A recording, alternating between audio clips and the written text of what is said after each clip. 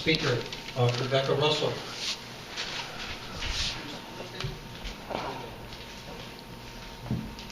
I'm Rebecca Russell, 48120. Hold on, sorry. Rebecca Russell, 48120 Peachtree Way, Lexington Park, Maryland.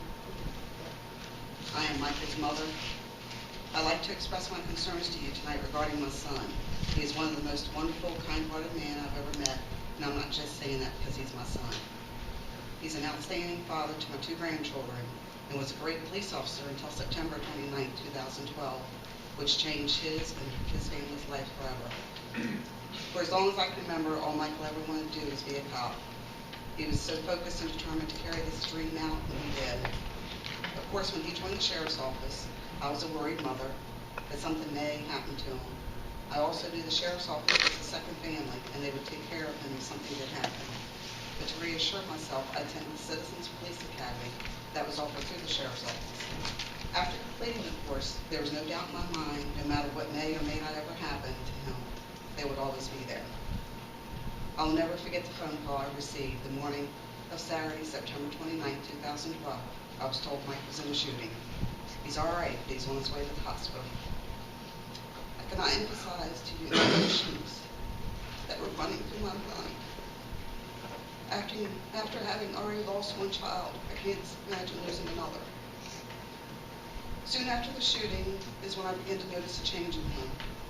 He became more distant to me, his family, and his kids.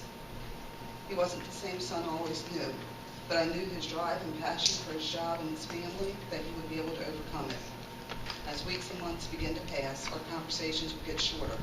I knew it was time for him to receive the help he needed. I've never had to deal with someone with mental illness before, and it was a change for all of us. After he was diagnosed with PTSD, I began to read books and articles and try to find a way to help him. But it seemed everything I was doing, nothing was working.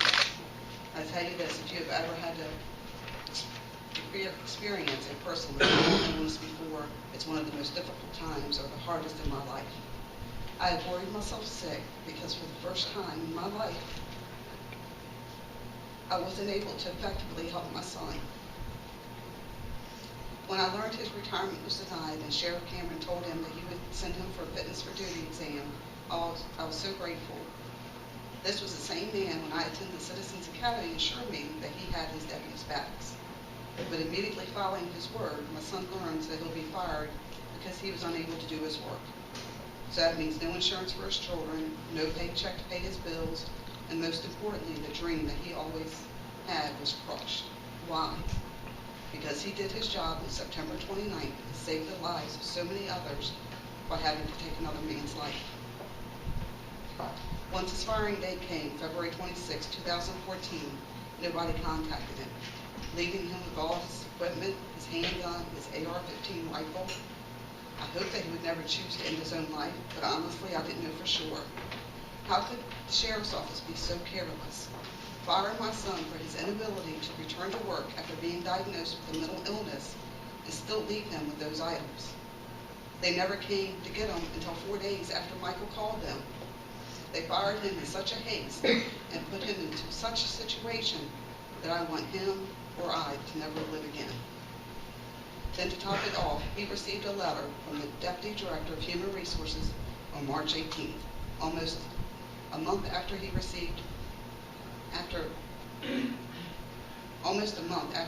been fired, congratulating him on his 10+ years of service, and said, "I hope you enjoy your retirement." This is just a slap in the face, or as a proven example that nobody knows what's going on, or a combination of both. My main objective tonight is to tell you to bring all this to your attention, and that you can help my son in any way possible, and also to prevent this from reoccurring to any other employee. This is no way a person should be treated, in my opinion. Thank you. Thank you for your comments.